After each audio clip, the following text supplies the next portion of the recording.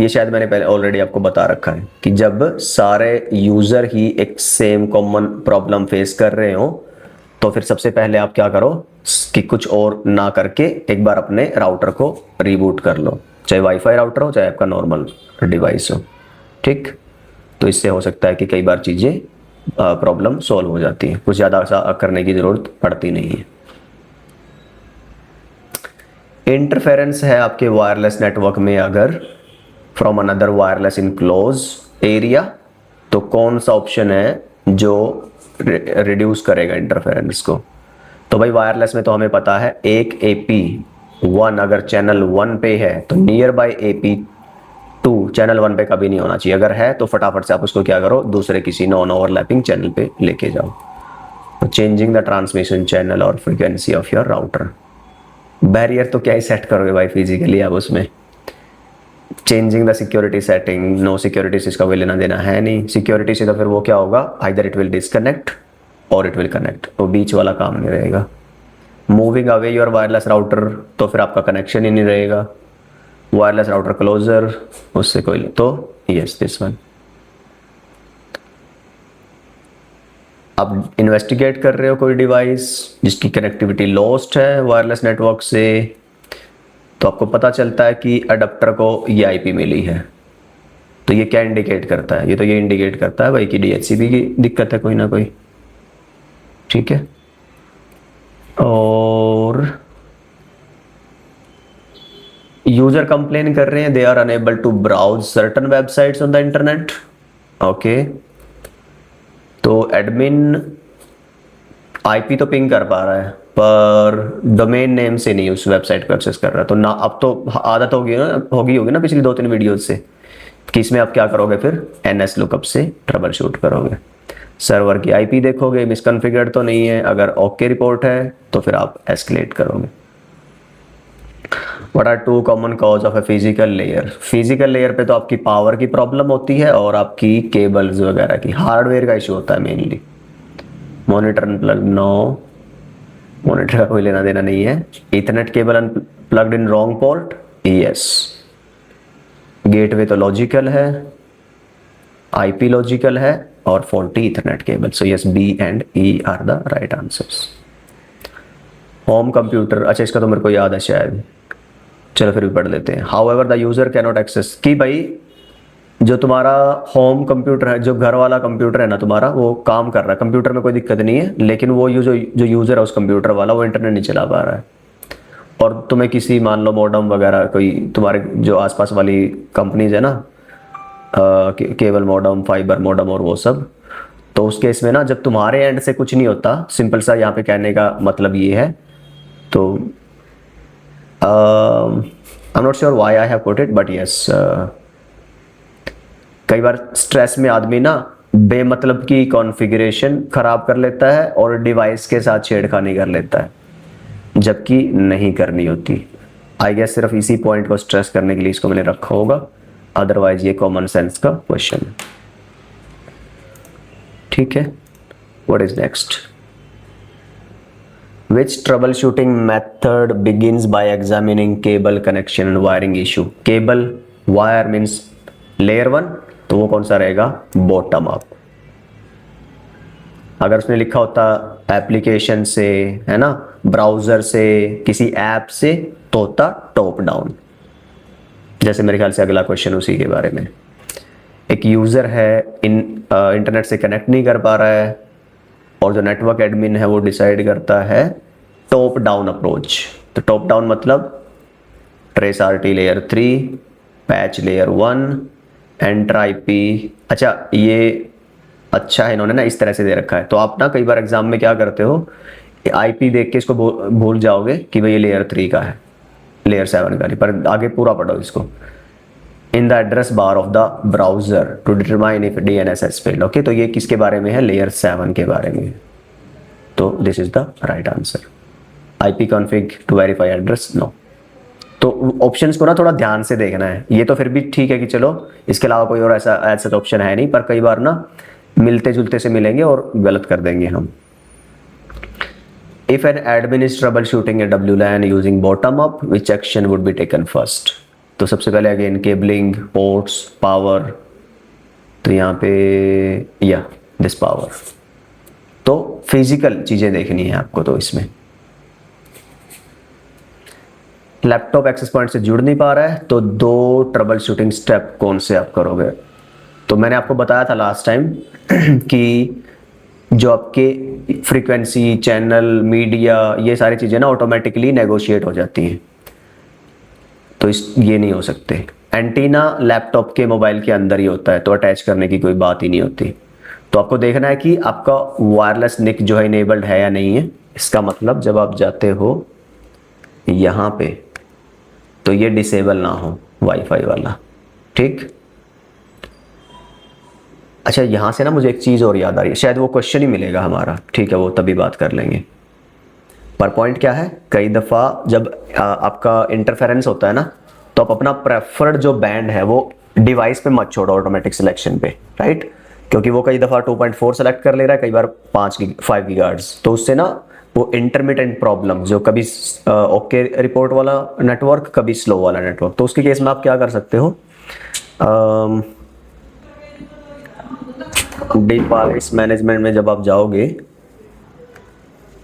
Late me open it, where is that, okay. तो यहाँ पे आप जब अपना ये वाईफाई वाला है, इसको इंटरफेस को प्रॉपर्टीज पे जाओ, एडवांस पे जाओ, यहाँ पे ना इसको ऑटो पे मत छोड़ो डुअल बैंड, इसको 5 गीगाहर्ट्ज़ सेलेक्ट करके छोड़ दो, ठीक है। तो एक ये पॉइंट है, in case of interference from the wrong band selection, अगर आप पिन पॉइंट कर पा रहे हो कि ये प्रॉब्लम, तो 10th वाला था ना। तो एक तो पॉइंट क्या हुआ आपका कि ये इनेबल है नहीं, दूसरा SSID आपने प्रॉपर चूज करी है कि नहीं करी है, तो यही बचता है। तो फिर इसके बाद तो फिर यही आंसर। ये भी एक ट्रिक होती है आंसर करने की, आपने 2 सेलेक्ट करने थे, जैसे आपको पता है ये नहीं है, ये नहीं है, ये नहीं है, तो ये 2 बचते हैं। तो इस पर अगर आप इतना श्योर भी नहीं हो ना, तो चूज दिस, एलिमिनेशन मेथड बोलते हैं इसको। एक वीक में second time work station on LAN are not able to log in to a specific server, ठीक है। टेक्नीशियन फिक्स करता है प्रॉब्लम फर्स्ट टाइम, फिर वो याद नहीं रख पाता चीजें। अच्छा, मतलब एक बार उसने किया, दूसरी बार फिर सेम प्रॉब्लम आई, पर उसको याद नहीं है अब।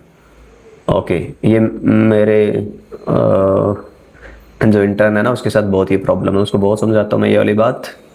और ये आप लोग भी ध्यान रखिए कि यार जो डॉक्यूमेंटेशन है ना, वो उतना ही इम्पोर्टेंट है जितना आपका काम इम्पोर्टेंट है, ठीक है ना।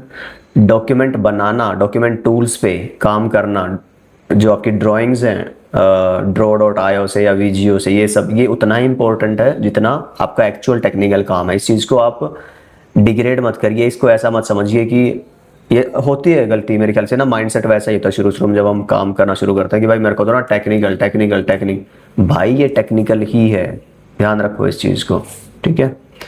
तो डॉक्यूमेंटेशन, तो इसने क्या किया, what aspect of the trouble shooting the technician has neglected documenting the trouble. ये बहुत टाइम बचाएगा तुम्हारा, ये देख लेना इसको लॉन्ग रन में। डॉक्यूमेंट करो जितनी चीज़ें, जो भी तुम्हें छोटी छोटी चीज़ें भी लग रही है ना, तो उसको लिखो। मैं भी अगर अपना एक एक्सपीरियंस शेयर करूं, तो जब मैंने शुरू में ना SD-WAN, आई गेस SDA का कोई इशू था, हाँ, तो उसमें ना एक राउट डालना होता है, बाकी सब कुछ है ना, इतनी लंबी चौड़ी कॉन्फ़िगरेशन होती है ना, मान लो 50, 60, 70 लाइंस, वो सब कुछ ओके कर ली तुमने, तुम्हें क्योंकि उसका प्रोसेस पता है, वो ऑनलाइन भी है, आपके मैनुअल में भी ये सब कुछ है।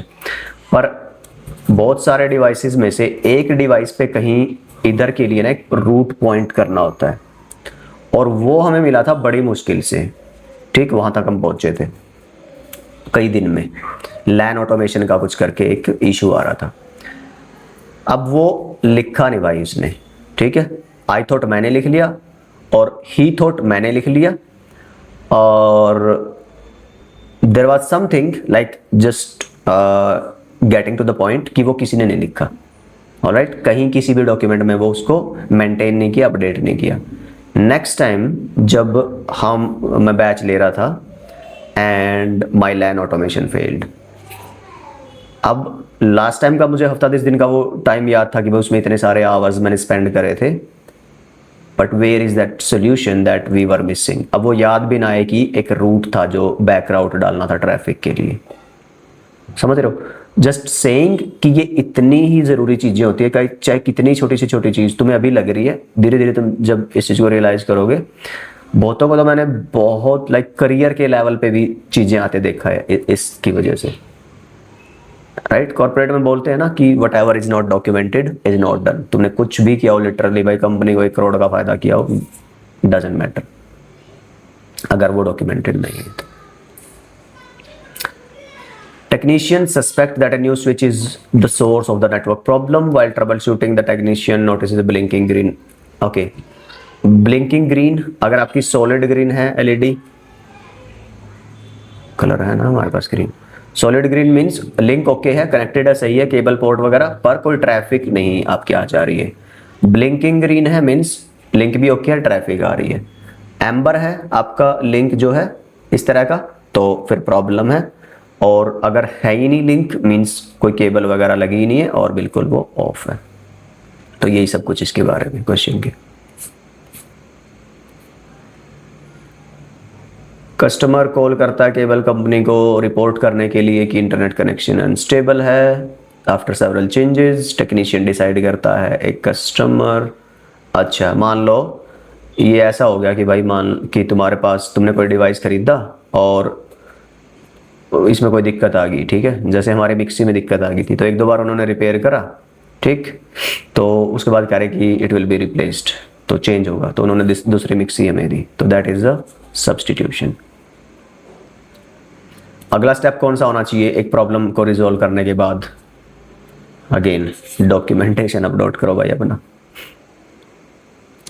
ठीक है।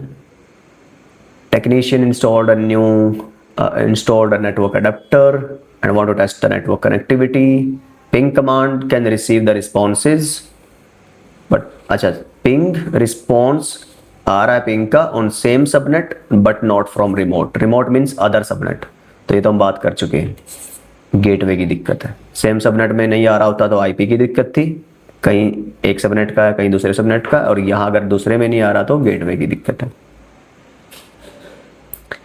एक group of window PC in a new subnet has been added. ये इंपॉर्टेंट है, थोड़ा एडवांस है, देख लो। पीसीज लगाए गए हैं एक सबनेट में इथरनेट नेटवर्क पे किसी लैन में। जब कनेक्टिविटी टेस्ट कर रहे हैं एक टेक्नीशियन फाइंड करता है कि पीसी लैन को एक्सेस कर पा रहे हैं पर इंटरनेट को नहीं। प्रॉब्लम ट्रबल शूट करनी है। टेक्नीशियन वांट क्या चाहता है इनिशियली, आईपी और डीएनएस की जो कॉन्फ़िगरेशन है वो चेक करना चाहता है और लोकल राउटर से कनेक्टिविटी चेक करना चाहता है। कौन सी कमांड यूजफुल होंगी, ठीक। तो जब आईपी की डिटेल की बात आती है चेक करने की तो आईपी कॉन्फ़िग, डीएनएस की बात आती है तो लुकअप, एनएस लुकअप, और जब कनेक्टिविटी वेरिफिकेशन की बात आती है तो पिंग।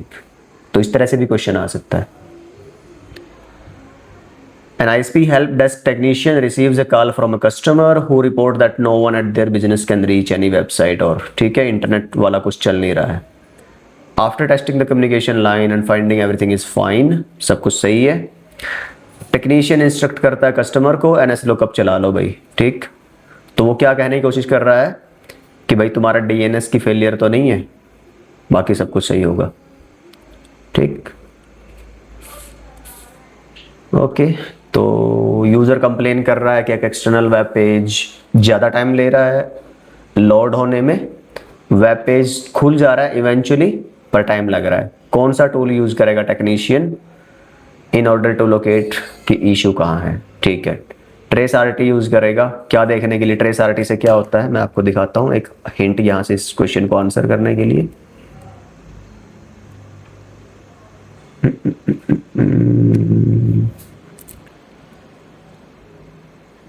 ट्रेस आरटी करेगा या ओके, लेट मी चेक।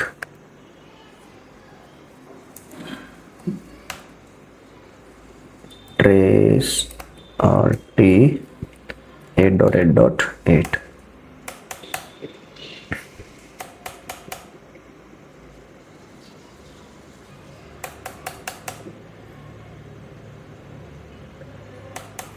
हाँ ये आपको मिली सेकेंड यहाँ दिखा रहा है ना, ये आपका डिले है। तो किस होप पे कितना टाइम लग रहा है ये आप यहाँ देखो, TTL जो आपका सॉरी पिंग में ना, उसमें ये नहीं बताता कि किस होप पे कितना टाइम लग रहा है। और यहाँ आपको कितना जैसे यहाँ पे ना 100 मिली सेकेंड, 200 मिली सेकेंड, ये ज़्यादा वैल्यू कहीं पे मिली, तो इसका मतलब क्या होगा आपका कि भाई आप देखो वो वाली जो लोकेशन है, वो वहाँ का जो डिवाइस है, रिस्पॉन्सिबल डिवाइस, क्या इशू चल रहा है। ठीक है, तो traceability. A workstation connected to an Ethernet switch port is experiencing connectivity problem. Network technician choose करता है बॉटम अप। तो कौन से दो पॉसिबल कॉज हो सकते हैं भाई? जब फिजिकल बॉटम अप की बात कर रहा है तो फिजिकल मतलब क्या है? ना लॉजिकल हो सकता, ना मैक हो सकता, ना मास्क हो सकता, ना पैकेट हो सकता। तो इन प्रॉपरली टर्मिनेटेड केबल और आपका केबल प्लग्ड। ये रिपीट हो गया क्या क्वेश्चन? शायद पहले भी आया था ना, this one and this. Okay, what next? A wireless LAN is being deployed inside the new one room office that is occupied। अच्छा एक रूम, कोई ऑफिस है, new one room office, small office होगा कोई। Highest part of the national park है, testing complete हुई, तो technician report करता है wireless LAN signal occasionally affected by some type of interference. क्या कॉज हो सकते हैं? पवन, फोन, ये मैं पहले ही बता चुका हूँ ऑलरेडी। कोई कंपनी है प्रोवाइड कराती है वायरलेस कनेक्टिविटी क्लिनिक फैसिलिटी में, तो वायरलेस सिक्योरिटी पॉलिसी स्पेसिफाई करती है staff must perform user based authentication with a special back and authentication server. क्या होता है? जैसे ये क्लाइंट्स हैं, ये एपी है स्विच पे, ये मान लो एक्सेस स्विच है, ये जाता है डिस्ट्रीब्यूशन स्विच पे, फिर कोर, हाँ ये मान लो मैं डिस्ट्रीब्यूशन कोर एक ही लेयर अगर लेके चलूँ, कोलैप्स्ड कोर यहाँ पे, या फिर कोर पे लगा होता है WLC।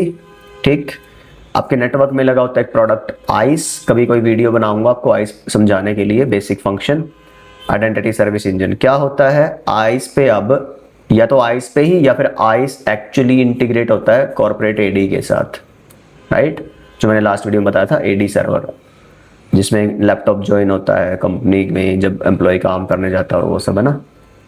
तो यहाँ यूजर नेम पासवर्ड पड़े होते हैं। मान लो इस यूजर को लॉगिन करना है ना, चाहे वो कंपनी का यूजर हो चाहे गेस्ट यूजर हो, उसके हिसाब से यहाँ पे यूजर नेम पासवर्ड होते हैं। ये जैसे ही अपना यूजर नेम पासवर्ड यहाँ डालेगा, उस SSID पे क्लिक करेगा, यूजर नेम पासवर्ड मांगेगा, वो यहाँ जाएगी रिक्वेस्ट, वो रिक्वेस्ट फिर यहाँ से होके जाएगी आपके आइस के पास, आइस पे चेक करेगा, आइस से रिक्वेस्ट जाएगी AD के पास, AD पे चेक होगा यूजर नेम पासवर्ड ओके है, अगर हाँ तो तभी ये क्या करेगा, इसको ऑथेंटिकेट करेगा, ये नेटवर्क को एक्सेस कर पाएगा, राइट? तो उस पूरे प्रोसेस को क्या बोलते हैं? AAA process, authentication authorization accounting server. तो जो आइस है यहाँ पे, ये AAA सर्वर का काम करता है। और ये किस प्रोटोकॉल, किस फ्रेमवर्क पे काम करता है?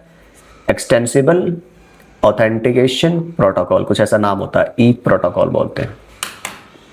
ओके, तो ये ध्यान रखना आपको, जब बैक एंड सेंट्रल ऑथेंटिकेशन ये सब की बात आएगी तो EAP की बात आएगी, AAA की बात आएगी। After the administrator manually configure the correct SSID on a new laptop. ठीक है, मैनुअली SSID भी डाल सकते हो आप। ये क्या होता है आपका ना, SSID ब्रॉडकास्ट करो या ना करो, ये चॉइस होती है। इसमें एक ऑप्शन चेक अनचेक करने का होता है कि तुम क्या चाहते हो, तुम्हारी SSID यहाँ पे दिखाए या ना दिखाए वायरलेस SSID का नाम, right?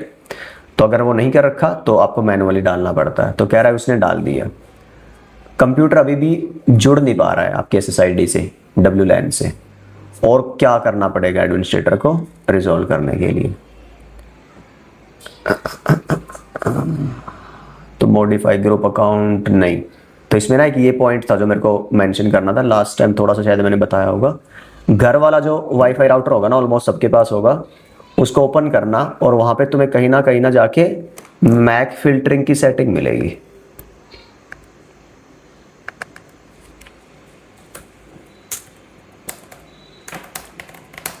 Mac filtering setting page, तो वहाँ पे ना दो तरह से तुम मैक की फिल्टरिंग करा सकते हो, जैसे ये टीपी लिंक का दे रखा है। एक तो होता है कि जो यहाँ पे तुम मैक डालोगे वही चला पाएंगे internet, so allow these MAC addresses, या फिर जो तुम यहाँ पे डालोगे वो नहीं चला पाएंगे, don't allow these MAC addresses. तो अगर कोई मैक यहाँ पे है और वो अब इंटरनेट नहीं चला पाएगा, तो ये क्या लिखा हुआ है, वेरीफाई करो कि मैक एड्रेस जो है ना लैपटॉप का वो फिल्टर टेबल में तो नहीं है जो डिनाई वाली मैक एड्रेसेस, राइट। तो एक ये पॉइंट होता है वाईफाई में। लास्ट क्वेश्चन इज, सपोज करो एक एंड यूजर ट्राई करता है वायरलेस नेटवर्क ज्वाइन करने का कुछ देर पहले। अब जो WLC client view screen shows the client to be in association state but not the authentication, ठीक है। कह रहा है कि एसोसिएट हो गया, ऑथेंटिकेट नहीं हुआ। तो क्या कंडीशन, किस वजह से हो सकता है ऐसा? ये होता है आपका जब प्री शेयर्ड की जो आपने पासवर्ड डाला ना और वो गलत डाल दिया, तो आपको सिर्फ देखो, जब भी AP से कोई क्लाइंट, राइट, कोई PC कोई लैपटॉप वगैरह ज्वाइन करता है ना, तो दो फेजेस होते हैं। पहला होता है आपका क्या बोलते हैं उसको, ऑथेंटिकेशन, और एक होता है एसोसिएशन और एक होता है ऑथेंटिकेशन। पर क्या ये सही है? बिकॉज ऑथेंटिकेशन आई गेस पहले आता है और एसोसिएशन बाद में आता है, कि ऑथेंटिकेट होगा तो एसोसिएट आएगा। I am not sure about this question, okay, I want to check it.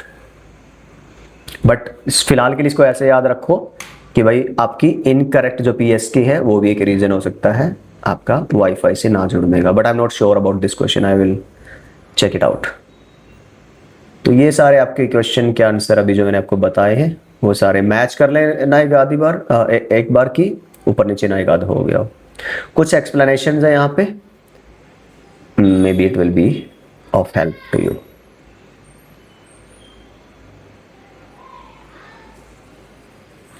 Alright, so that's it for this video. और इस वीडियो में हमने कंप्लीट कर लिया section 1.6।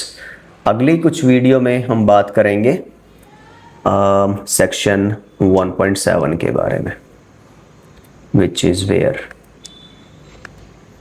this one, right? So troubleshoot DHCP v4 client server relay and on the iOS devices. So I hope these videos are helpful. Let me know in the comments.